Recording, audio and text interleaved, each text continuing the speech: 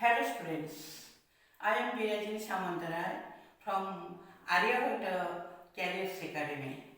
My subject is English and today is my topic Amanda from the lesson Amanda, that is a poem what is from the book First Flight of 10th class.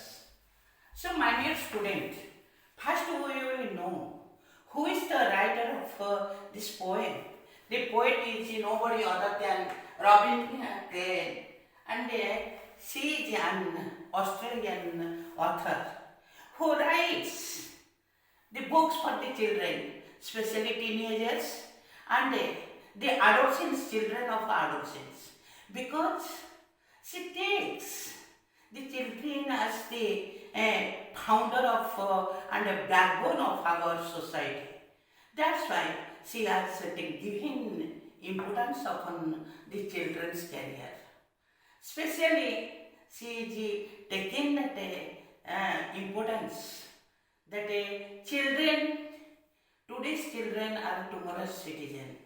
How in this society they are pressurized by their parents, their elders, to be called as disciplined. But the situation is different. They are more pressurized and they are thinking that they are imprisoned by the too much custom of their parents. Let us see Robin Klein, the writer. She was born on 28th February 1936 in New South Wales of Australia. And now she is 86 years old. But in her time, she had written a number of books for which she was awarded and rewarded. In 1978, she was awarded for geography in Pepper's State at a Bologna Children's Book Fair. She was awarded by CBSE. CBSE means Children's Book Council Australia in 1983 and 84. And she was awarded as a book for the year. She writes, the writer writes so many stories, so many novels, stories in a verse, in a poem, a large poem. So, there is a story, very interesting story behind her writing. When she was a child, she was accustomed to read so many books.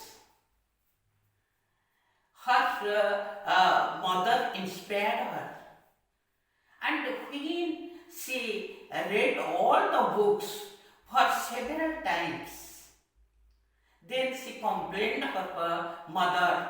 Mother, there is nothing to do. But her mother smiles and told her, yeah, there is something to do. Take your pencil and a piece of paper and write the book. That particular sentence made her mad to write something. That was, she was giving importance upon child psychology. How this children's psychology are too much hampered due to the more pressurization of the parents. Here we will see Amanda is the main character of our poem, who is a 10 to 12 years girl who goes to school, and she wants her freedom, her tranquility of mind to think about herself. But she was pressurized by her mother. And most of the times, our parents giving much pressure to make us disciplined in our careers. But these disciplinary words and sentences to the children are havoc for the sentiments of the children. Excess of everything is good for nothing. That's the matter. What our character Amanda faces.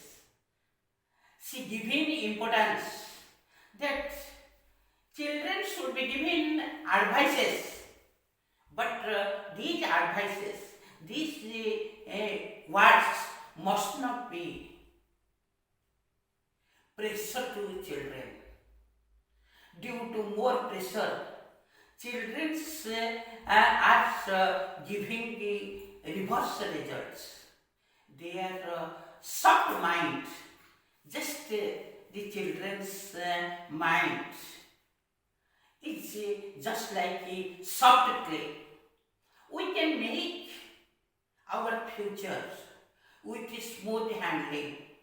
Parents are the best guidelines for the children who can develop the children with their soft talk, giving importance on their choices, and with lovely talks to inspire them, not to make them imprisonment of their all the advices. So what is good, what is bad, that should be given suggestions, not pressure. So that was Robin Klein's mind. The parents are altogether responsible for children's upbringing, better upbringing of children. But in the name of advices, children were more pressurized and they were feeling they are imprisoned by the cautions of the parents.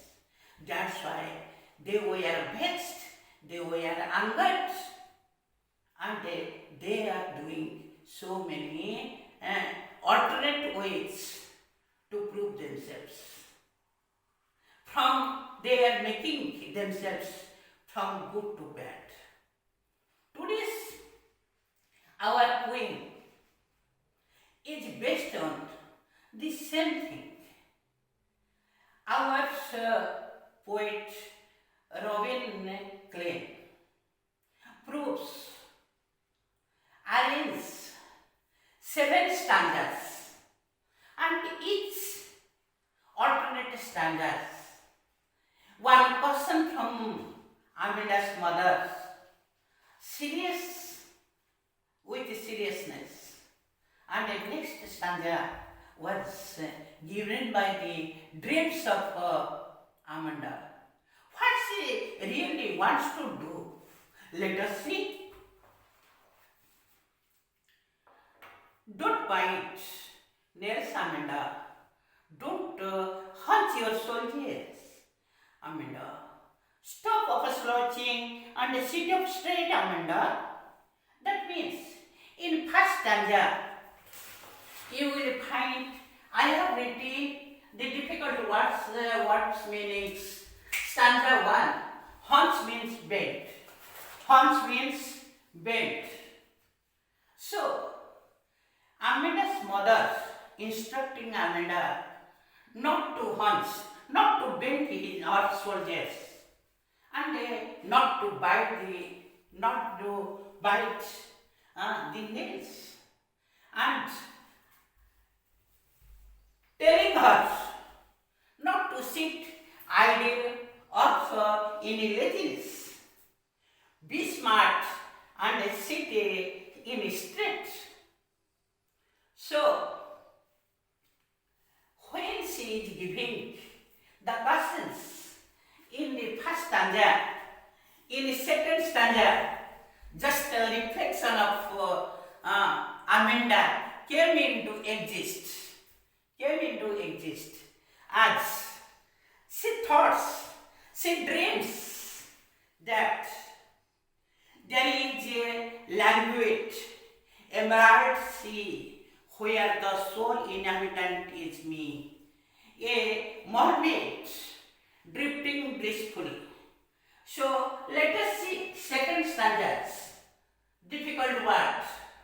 Language means green gem. Gem means one mineral and it is colored as green. Next, emerald sea.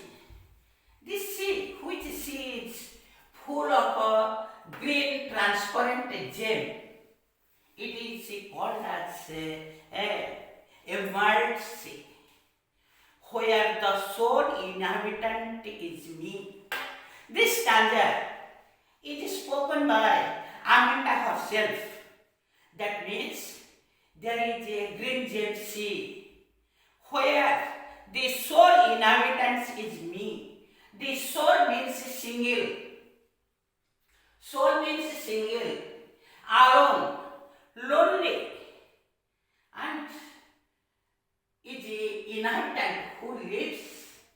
That means in that green gem sea, Amanda is herself, lives in that full of a blue gems sea, alone.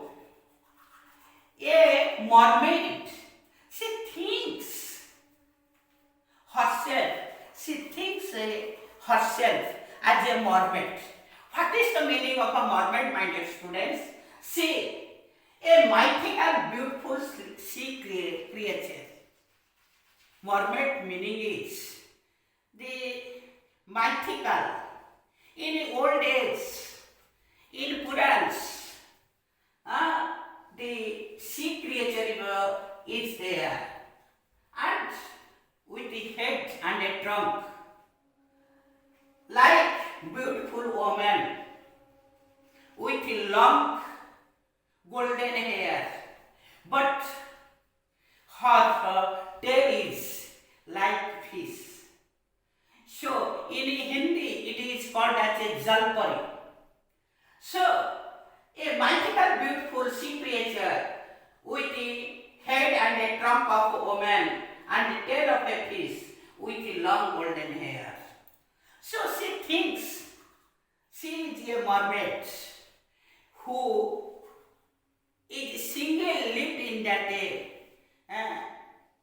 green gem sea, drifting blissfully. Drifting meaning is she moves very slowly in that sea with happiness. Blissfully means happily. That means when her mother is giving caution to sit freely, to not to hunch the back, and not to be in laziness, immediately Amida's mind goes to be in loneliness, lonely mermaid in that pool of green gems sea and moving slowly with happiness. It was her daydream. Next, caution after just not to think more, immediately her mother's caution coming.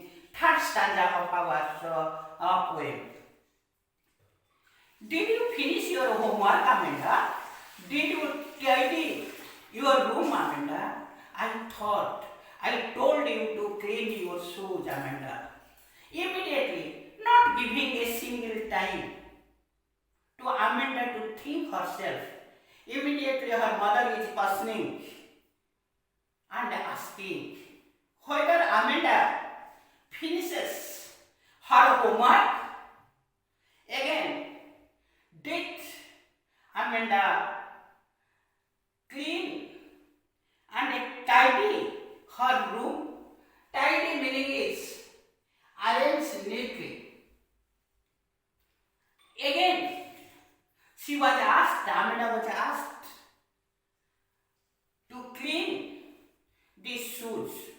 what was told by her mother. So, in this third stanza, we will see her mother has given 3 orders. One is whether Amanda finished her homework or not, whether Amanda makes her room, arranged her room neatly or not. Third point is there. What is whether Amanda cleans her shoes or not? What was told by her mother? So, by listening that, Amanda was reacted and thinks, dreams, her second dream. I am on fourth stanza. I am an orphan roaming the street. I patterns of dust with my hushed bare feet. The silence is golden, the freedom is sweet. So, in this fourth stanza, very important thing Amanda tells through Robin Klein. What she thinks, she is an orphan. Orphan means which child does not have his or her parents, lonely person, lonely child, nobody is there to take care of her. So, as an orphan, she wants to do freely, to learn the things from the street. She thinks herself as an orphan roaming the street. The meaning, fourth stanza, roaming meaning is moving. She was moving freely, alone in the street, with bare feet, naked feet. There is no chapel, there are no chapels for her. And her feet were dust, filled with dust. Filled with dust.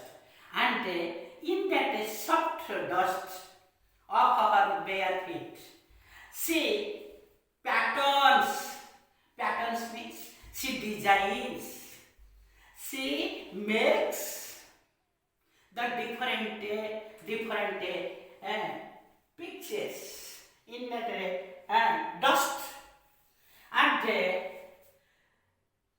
her feet were very still, quiet, hushed. It is the meaning of hushed. That if you will see, very quiet, still and calm, very silence. Silently she is moving, and she thinks. The silence is golden, the freedom is sweet. What is the meaning? The silence is golden, the freedom is sweet. These are two phrases, phrasal words, and these are two metaphors. What do you mean metaphors? Which words are representing other meaning? Which words and pairs of words are representing different meaning and symbolic of something else. Symbolic, giving meaning for others. It is called as a metaphor. The silence is golden, the freedom is sweet. These are two phrasal words, two metaphors who symbolizes that something else. First one, the silence is golden. That means it is often wise to say nothing. Silence is golden. Mostly, if you will make yourself silent, it is more than gold.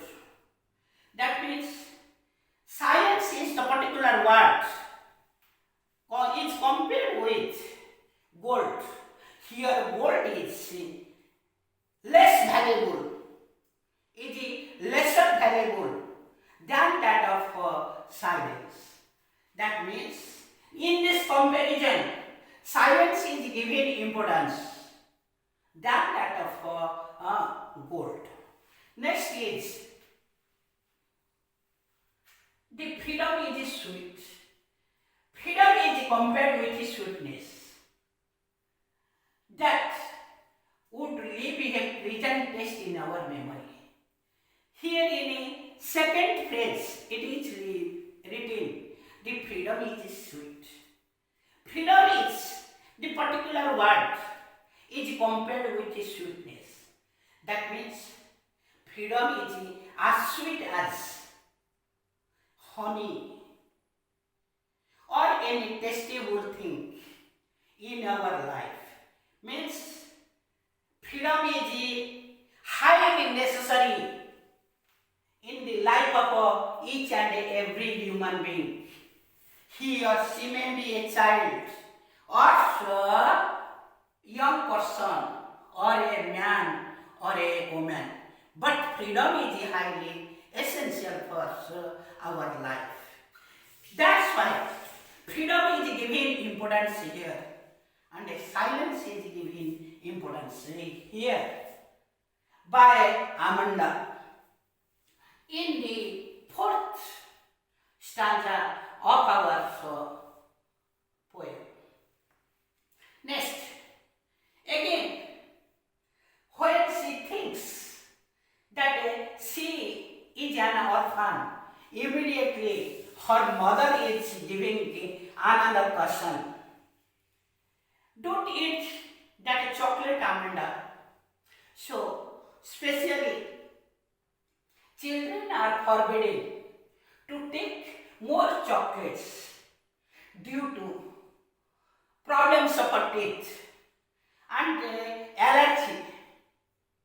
So, here, her mother giving importance that remember, don't eat that chocolate, Amanda. Remember your auntie, Amanda, auntie, fifth stanza. You see, auntie, red pimples on the skin of the face. Pimples. It is a red mark developed on our skin.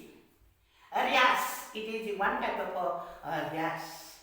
So, due to development of red rash, Amanda's mother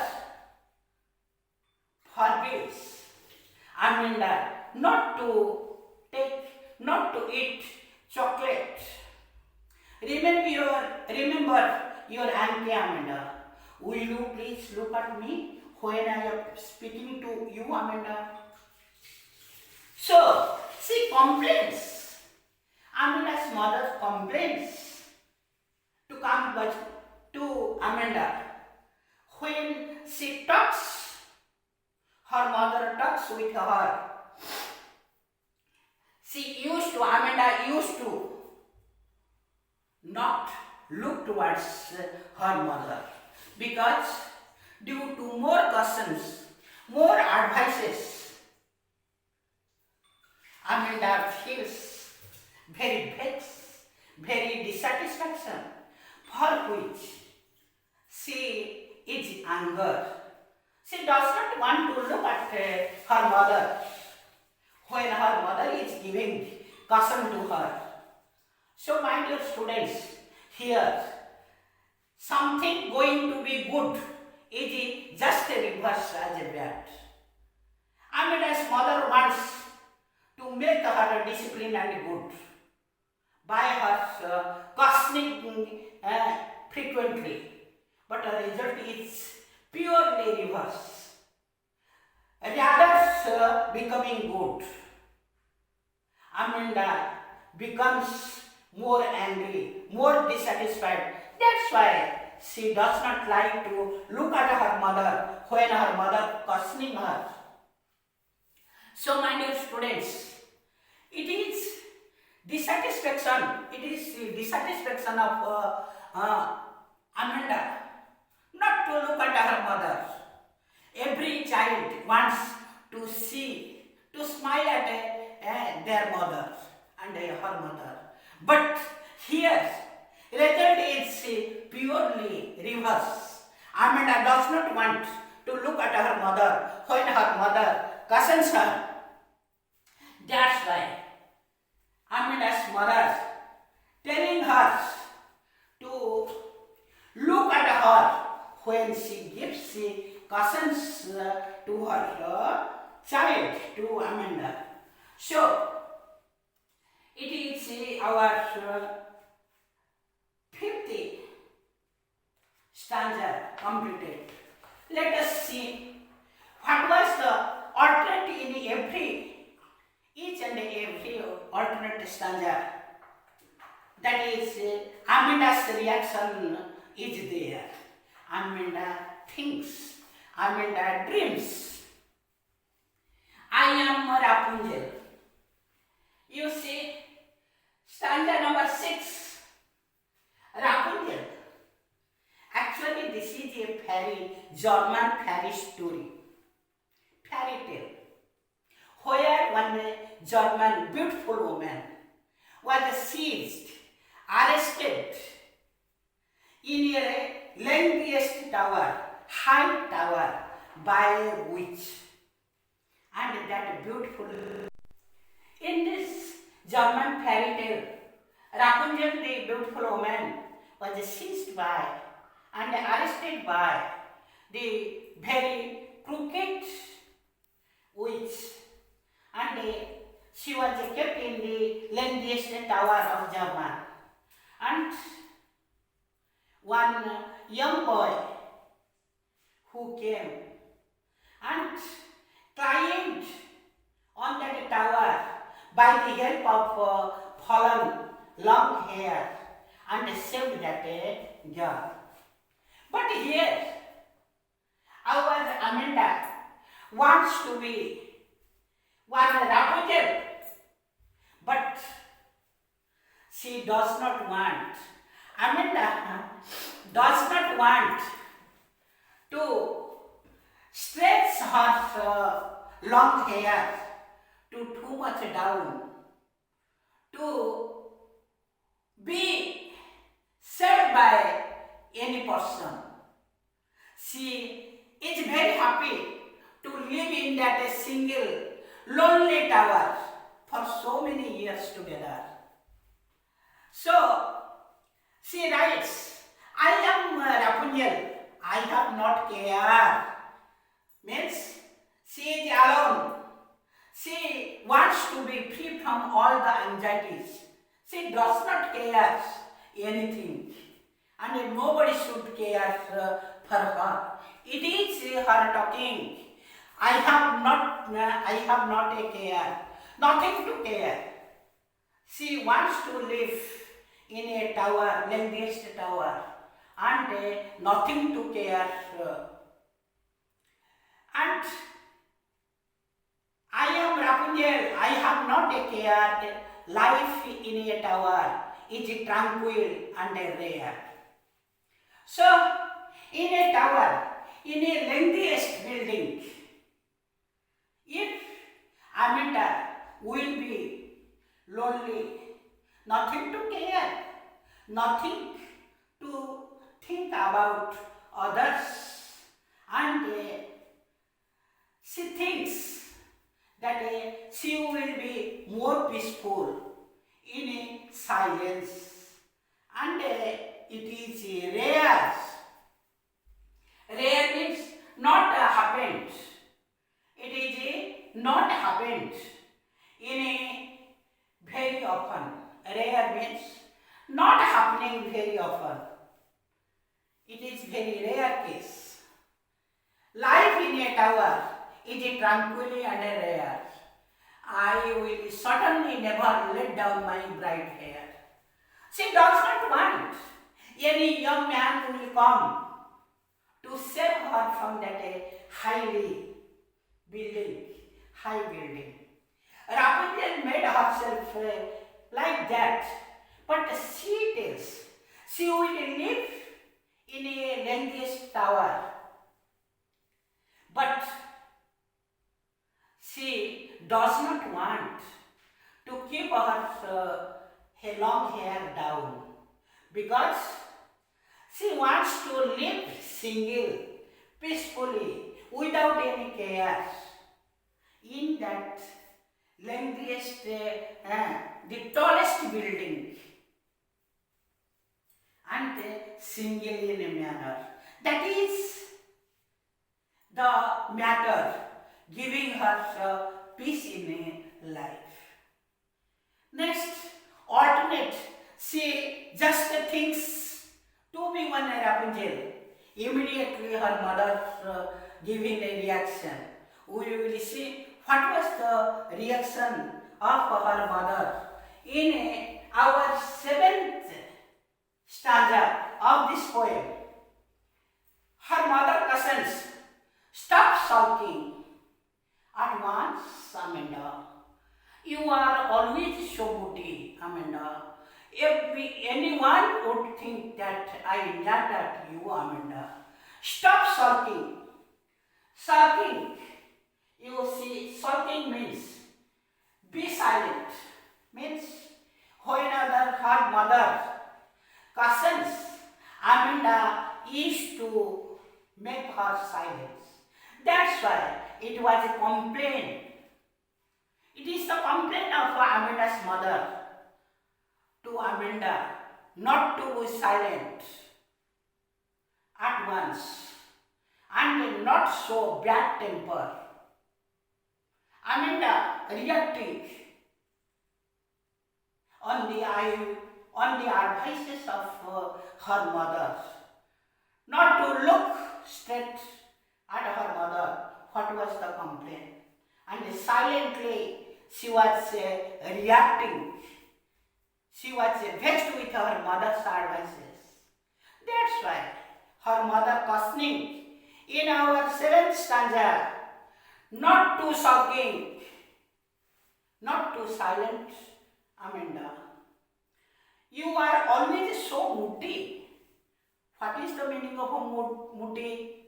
Those who are reacting upon their moods, what they want, they were making themselves, preparing themselves, arranging themselves according to their sentiment and mood. So here, Amanda also stands on her mood.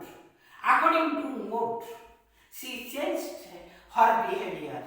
That's why her mother cautioning her not to be so moody. Anyone would think that I nagged at you, Amanda.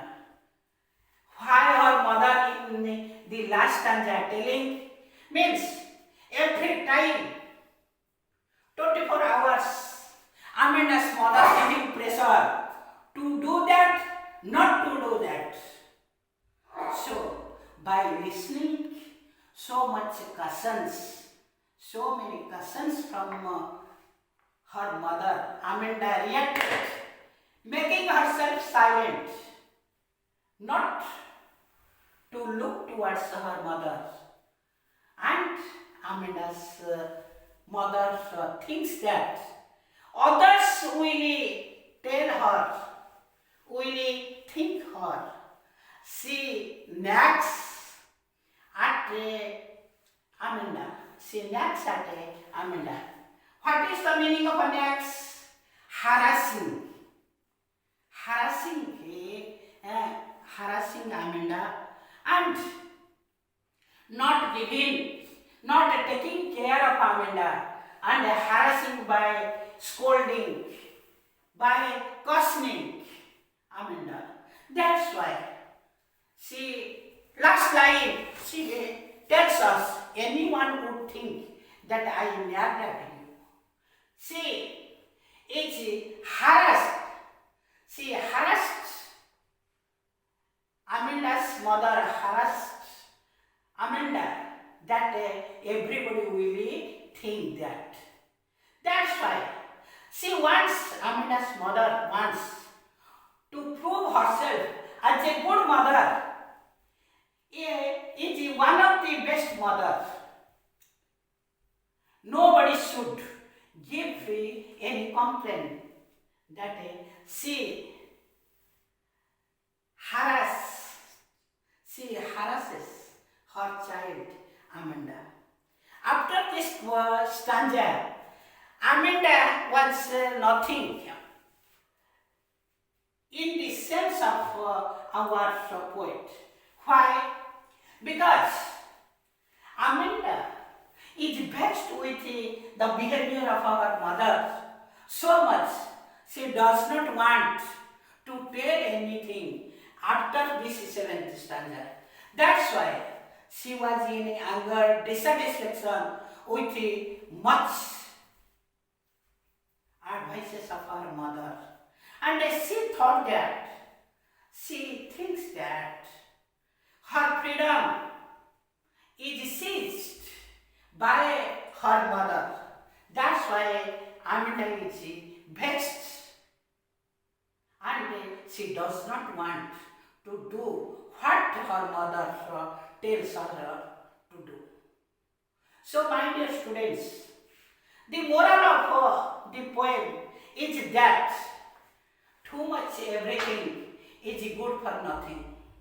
Too much advices in the period of adolescence giving a reverse result, and totally it is impacting the career of upgrowing children.